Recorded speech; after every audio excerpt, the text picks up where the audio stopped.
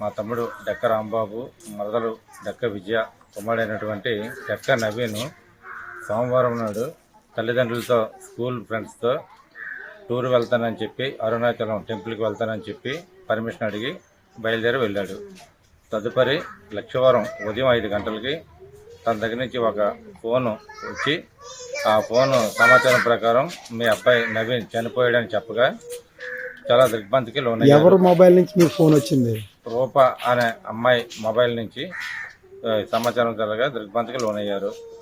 నాకు 6 గంటలకి మా తమ్ముడు ఫోన్ చేసి అన్నయ్య బాబు ఇలా జరిగిందని చెప్పేసరికి మేము వెంటనే వెళ్ళి మా తమ్ముడు మా అతల దగ్గరికి వెళ్ళి మాట్లాడితే విషయం తెలియకునేసరికి 4 అబ్బాయిలని చెన్నైలో స్టేషన్కి తీసుకెళ్లి విచారణ చేస్తున్నారని తెలిసింది. 4 అబ్బాయిలు అంటే అక్కడ చెన్నైలో ఉన్నటువంటి ఆ రూమ్ మేట్స్ లో 4 అబ్బాయిలని తీసుకెళ్లి విచారణ చేస్తున్నారు. స్కూల్ ఫ్రెండ్స్ అనగానే అబ్బాయిలు అనుకుని మేము కూడా నెమ్మదిగా అది ఆలోచించకుండా అలా ఉన్నాము. తర్వాత 12 గంటల సమయంలో అబ్బాయి ప్రయాణించినటువంటి ట్రైన్ టికెట్ మాకు వాట్సాప్ ద్వారా మాకు రావడంతో ఆ ట్రైన్ టికెట్ సమాచారం ప్రకారం మా అబ్బాయితో పాటు 2 అమ్మాయి పేర్లు ఉన్నాయి. 1 తీరా చిన్ని, 2 రూపా అనే అమ్మాయి. వీళ్ళిద్దరూ తల్లి కూతురుగా తెలుసుకున్నాం. ఇదే విషయంపై పోలీసులకు మా గ్రామంలో ఉన్నటువంటి కొందరు చెన్నైలో ఉండడం వాళ్ళకి సమాచారం ఇవ్వడంతో వాళ్ళు ఇదే విషయాన్ని స్టేషన్కి చెప్పగా సిఐ గారు వాళ్ళిద్దరిని పిలిపించి విచారణ జరిపించారు.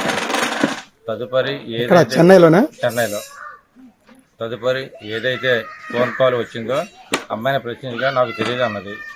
మా అబ్బాయి ఫోన్ కూడా పూర్తిగా డ్యామేజ్ అయింది, పనికిరాదని చెప్తున్నారు. మా ఊరు వాళ్ళు కొద్ది గట్టిగా స్టేషన్లో అడగగా ఫోను చూపించగా దాన్ని బాగు చేసి తీసుకొస్తానడంతో ఫోను రిపేర్ చేయగా పనికి వస్తుందని చెప్పడంతో అమ్మాయి వెంటనే 3 గంటలకి నాకు లక్షవారం ఉదయం ఏకవాలం 3 గంటలకి నాకు ఫోన్ చేశాడు. లాస్ట్ కాల్ అని చెప్పి మళ్ళీ మాట చెప్పడం జరిగింది. ఆ ఫోన్లో అమ్మాయి చెప్పిన సమాచారం ప్రకారం నాకు ఇలా ఫోన్ చేశాడు, నేను కిందకి వచ్చాను, అబ్బాయి బయట ఉన్నాను అన్నాడు. నేను బయటకు వచ్చేసరికి పైకి వెళ్ళాడు, సరే తదుపరి కిందకి దూకేశాడని చెప్పి అమ్మాయి చెప్తుంది. అంతవరకు నాకు తెలియదని అమ్మాయి ఫోన్ బాగవుతుంది అనేసరికి ఈ విధంగా చెప్పడం జరిగింది.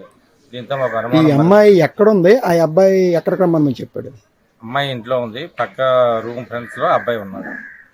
అంటే లాడ్జీలోనా లేదంటే అమ్మాయికి అక్కడ ఏమైనా? అమ్మాయి అక్కడ బీటెక్ చేస్తుందని విన్నామండి. అక్కడ బీటెక్ చేస్తుందని విన్నాం. అక్కడ రూమ్ లో ఉంటుంది. ఈ అమ్మాయితో చదివిన ఫ్రెండ్స్ కూడా అక్కడ ఉండడం, ఆ ఫ్రెండ్స్ రూమ్ లో అబ్బాయిని ఉంచడం జరిగింది. ఆ రూమ్ నుంచి ఈ అమ్మాయి ఉన్న రూమ్ ముందుకు వచ్చి ఫోన్ చేసి ఉన్నాడు. ఇలా జరగడంతో అమ్మాయి చెప్పడంతో మాకు మరింత అనుమానం బలపడింది.